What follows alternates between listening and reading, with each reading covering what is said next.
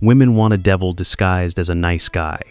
And the sooner you accept this truth, the sooner you'll stop being discarded, ignored, or dismissed as just a friend. Modern women don't want a nice guy. They want a man who makes them feel. And they only feel when they're affected by something that defies control. The predictable, approachable, too nice man poses no challenge, doesn't trigger adrenaline, doesn't stimulate fantasy. He's safe, but never dangerous enough to be desired. And in this game, desire always comes before respect. You were taught to win with kindness, with care, with quick displays of interest. The result? You've become the guy who gives everything before being chosen. And the truth is, women never value what they didn't have to earn. They say they want someone who treats them well, but they chase after what leaves them doubtful. This isn't a flaw, it's a biological pattern. Her brain responds to extreme emotional stimuli, not to neutral stability. I was the third wheel. Literally, what I took to the restaurant, paid for, listened to her problems with other guys, and thought one day she would realize my value. She never did, because I didn't offer risk, mystery, or magnetism. I offered predictability, and predictability doesn't seduce. She admires the nice guy, but desires the enigma. When I understood this, I changed my pattern, and the change was so radical that it stopped being about winning women over. It became about understanding the invisible workings of attraction, perception, desire, and emotional manipulation. I became a mayhem, and here you learn what no one had the courage to tell you. Most men live in one of two extremes. They're either too nice, needy, constantly trying to prove they're worthy of love, or they're shallow players, obvious manipulators, who seduce through tension but lose through emptiness. The nice guy isn't taken seriously. The player isn't taken long-term. Both are disposable in different contexts. The nice guy is the logical choice that never happens. The player is the passion that ends in trauma. A woman wants the middle ground that doesn't seem like a middle ground. She wants the balance that confuses. She wants the man who provokes the chaos of desire and offers the relief of security. She wants the nice guy with the aura of the devil. And this isn't a metaphor. It's a mental code, an archetype that activates in her the two centers that control emotional decision-making, survival and pleasure. The nice player is an actor. He's an architect. He knows when to smile and when to be silent.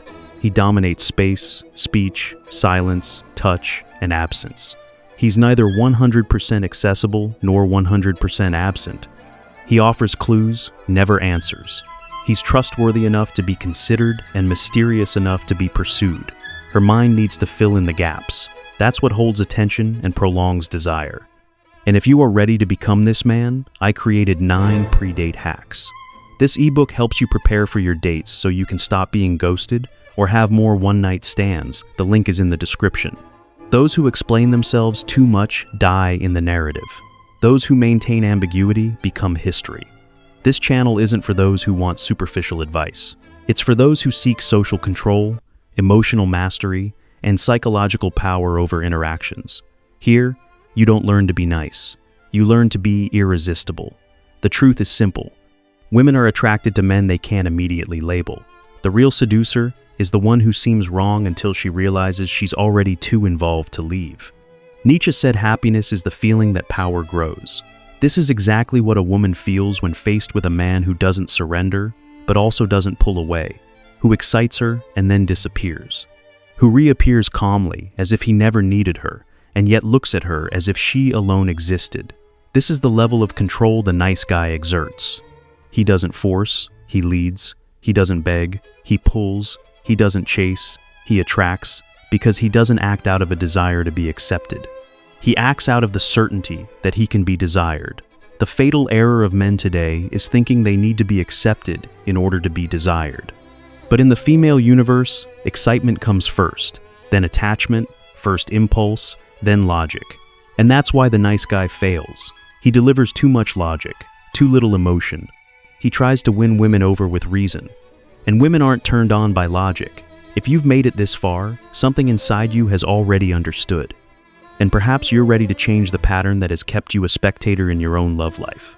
What begins now isn't a video. It's a process of deprogramming, of reconstruction, of access. Because now that you understand that she wants a devil disguised as a good guy, It's time to understand why the good guy alone always loses. Every man starts on the same path, trying to be good enough to be chosen. He listens to advice from his mother, his teachers, the media. Be kind, be respectful, show interest, open the door, pay for dinner, compliment her eyes, tell her she's special. He does all of this, and yet she chooses the other guy.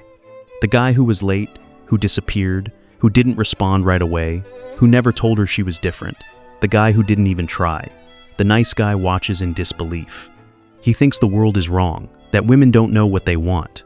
But the problem isn't the world. The problem is that he's got it all backward. The modern woman is bombarded with attention. Likes, direct messages, invitations, glances. The nice guy gets in line as if at a job agency. Resume in hand, smile on his face, good intentions in his chest. But the market he's trying to access doesn't reward predictable kindness. It rewards perceived value. It rewards scarcity. It rewards emotional impact. And the nice guy offers none of that. He's secure, and that's great for building friendship. But security without excitement doesn't build desire. She might like him, trust him, want the best for him, but she doesn't feel anything that pushes her toward the danger that activates her instinct. And if there's no risk, there's no chemistry. The nice guy makes the classic mistake of wanting to be accepted before being desired. He inverts the biological order of attraction. When a woman meets a man, her brain doesn't logically evaluate his emotional history. It evaluates what he makes her feel. And this feeling needs to be unexpected because the female brain seeks stimulation, not stability. Stability comes later and only works if it's preceded by impact. The nice guy offers the ending without building to the climax. He wants the reward without creating the journey. And journey here means tension, doubt, ambiguity, contrast. Without these, her brain switches off passion mode and activates friendship mode. Worse, the nice guy thinks he's communicating well, but the language he uses is emotionally neutral. He responds quickly, says yes to everything, avoids confrontation, doesn't provoke, doesn't correct, doesn't confront. He's diplomatic, pleasant, and boring. The player, on the other hand, knows that what attracts her isn't the right answer. It's unpredictability. He's not friendly. He's magnetic because he's not trying to please. He's testing. He observes how she reacts. He provokes to gauge intensity. The nice guy would never do that because he doesn't want to risk losing. And for that very reason, he never wins. Freud already said that desire is born from absence, not presence. The nice guy is too present, too available. He responds before she finishes typing.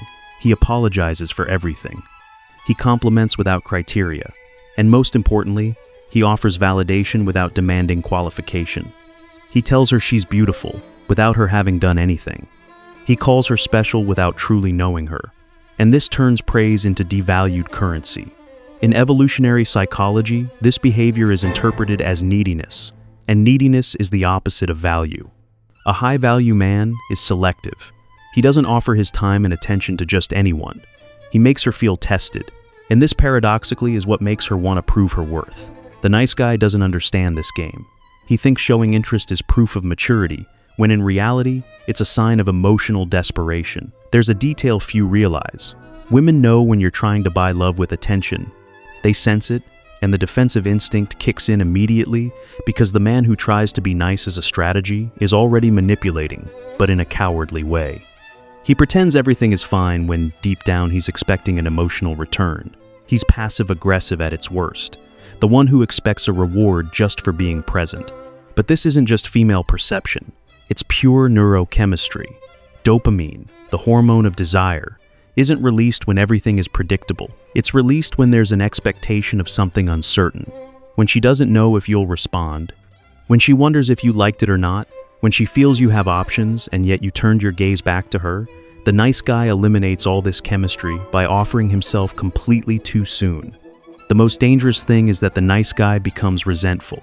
He accumulates silent rejections and becomes cynical. He starts to think all women are gold diggers, that they only care about looks or money. He doesn't realize that the problem was never that he was good. The problem is that he was emotionally harmless. He didn't make an impact. He didn't create any kind of urgency. He was an easy choice, and that always seems like the wrong choice. The antidote to this isn't becoming a jerk.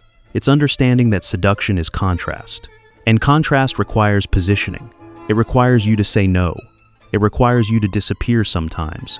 It requires you to point out inconsistencies. It requires you to show you're in control of your attention. This isn't manipulation. It's a sign of self-worth. Those who have value don't offer themselves completely to someone who hasn't yet proven themselves worthy.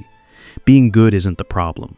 The problem is being too good, too quickly, too reactive. It's being good without criteria. It's being good as a tactic. A woman doesn't want a man who puts her on a pedestal.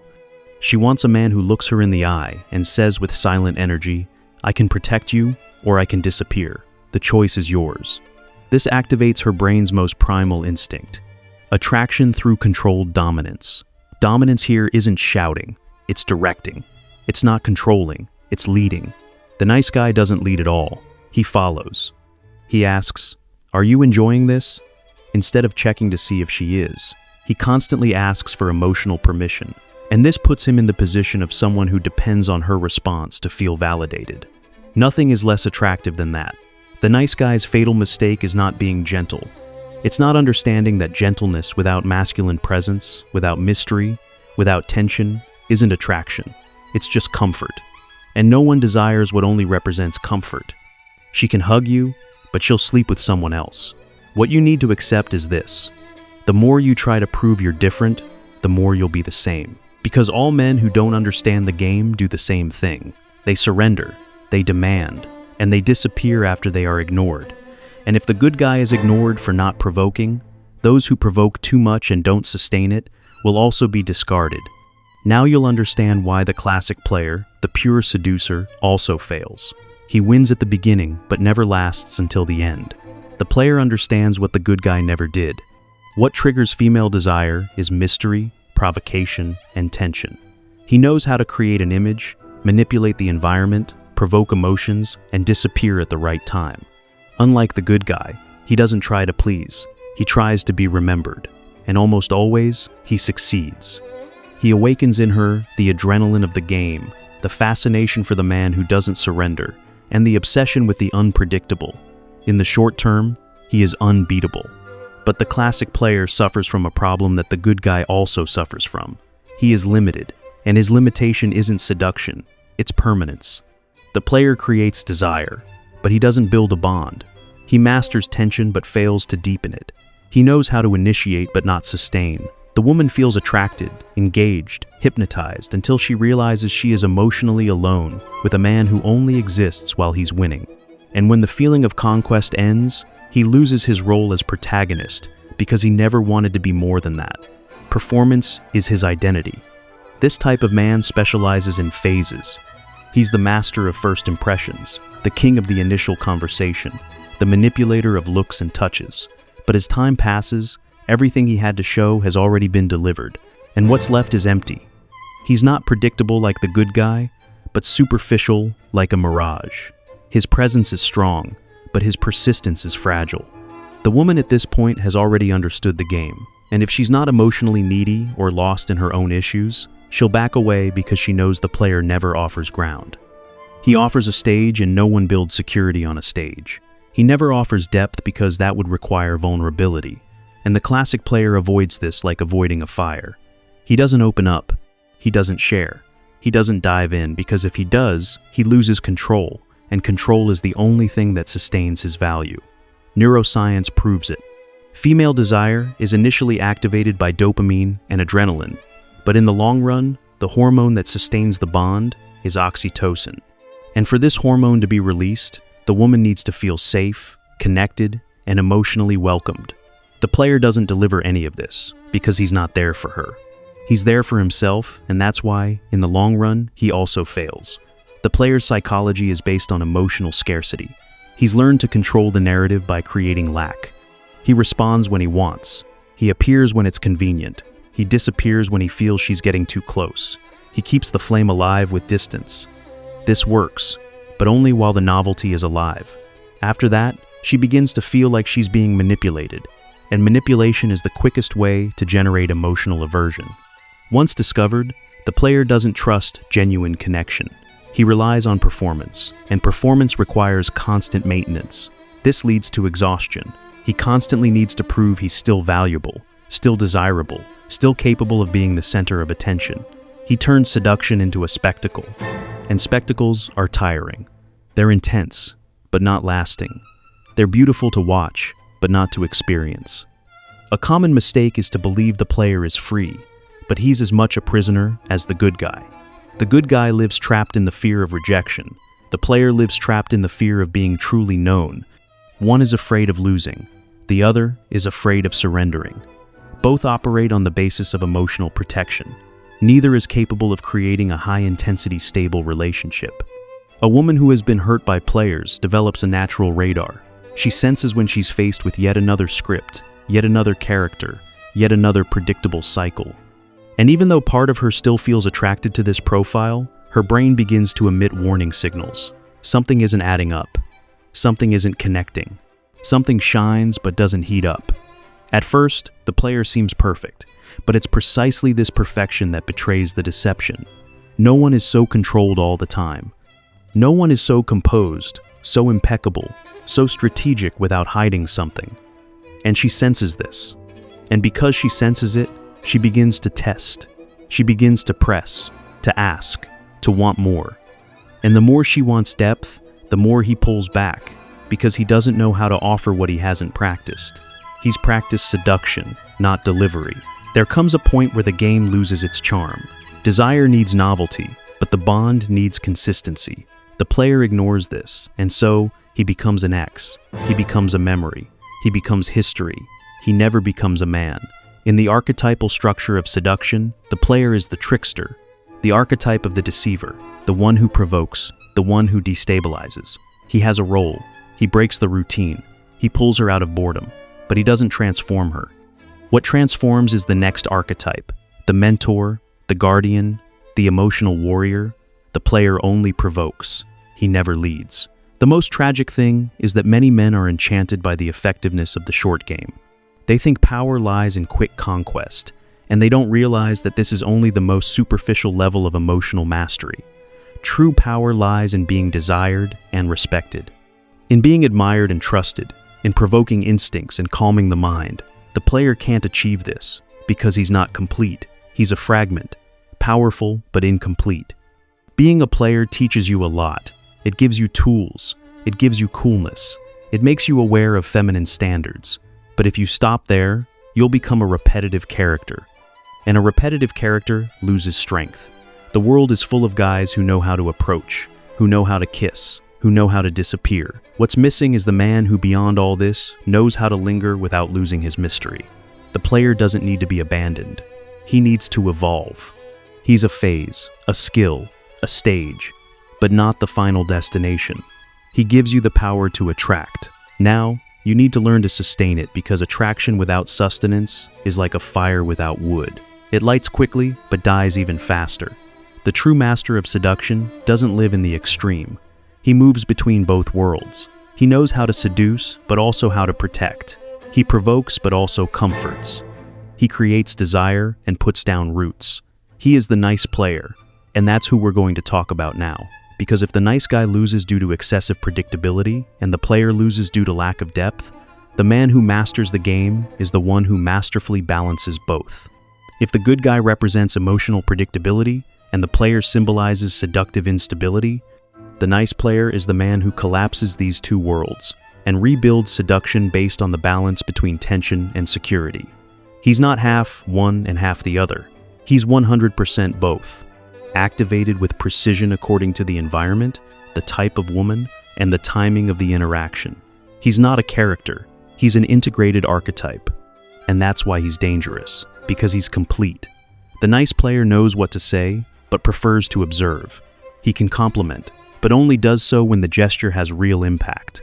He responds calmly, speaks with eye contact, but doesn't rush to please.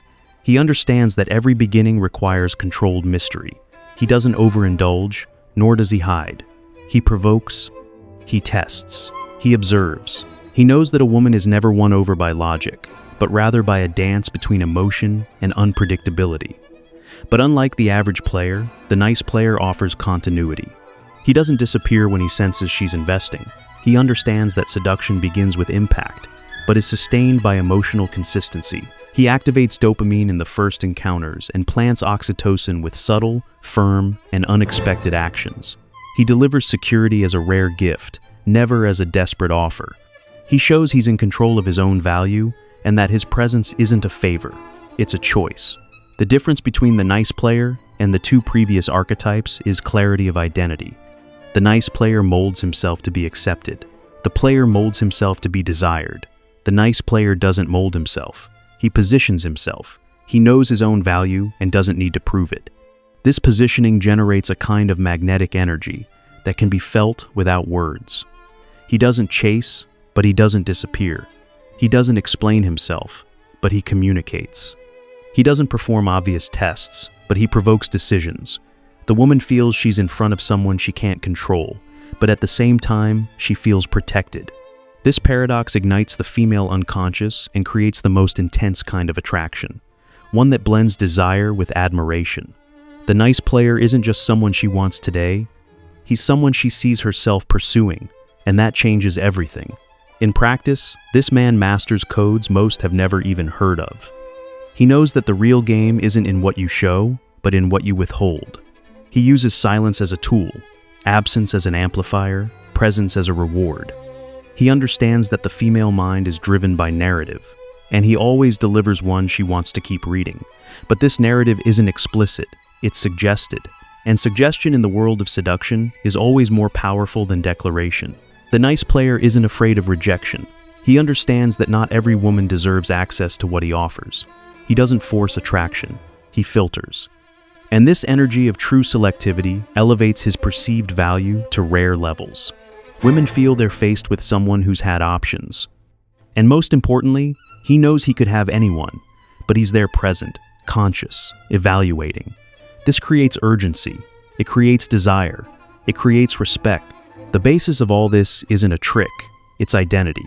The nice player isn't acting. He's already been through the previous phases. He's already been nice. He's already been a player. He's already understood the mistakes of each extreme. And now he operates above the game. He's strategic, but his strategy stems from a deep understanding of human behavior, not from a desperate attempt to be loved or desired. He acts from control, not from need. This type of man, when he enters a room, doesn't need to be the most handsome, the most talkative, the richest. He's the most centered. He effortlessly occupies space. He dominates the room with the energy he carries. Because he doesn't need to prove anything. And this lack of need is what attracts the most.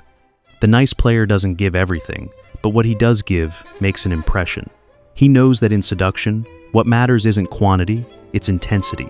The right look at the right moment is worth 1,000 words spoken at the wrong moment. He's not trying to be different. He is. He has references, style, and opinions.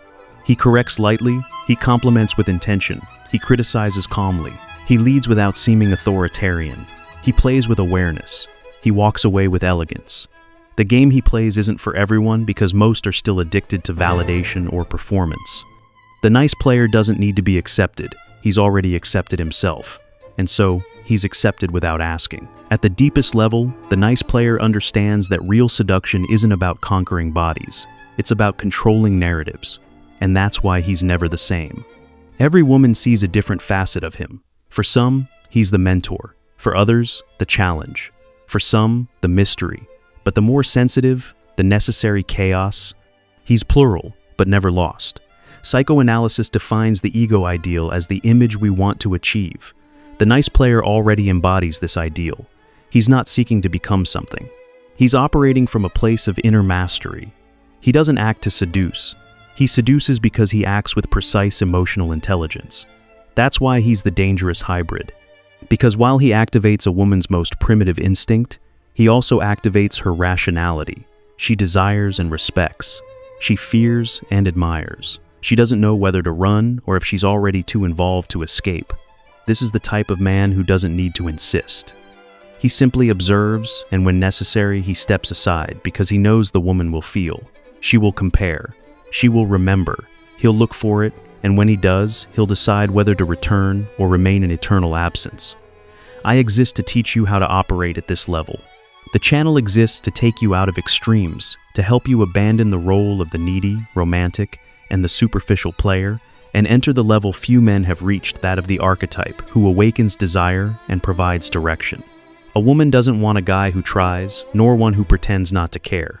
She wants one who knows, who provokes, who leads, who disappears and returns when she's ready to move on. The nice player doesn't ask what she wants. He shows her what she'll feel. And if you've understood this far, you're no longer just another one. If you enjoyed this content, don't forget to subscribe and share this video with anyone who needs this message.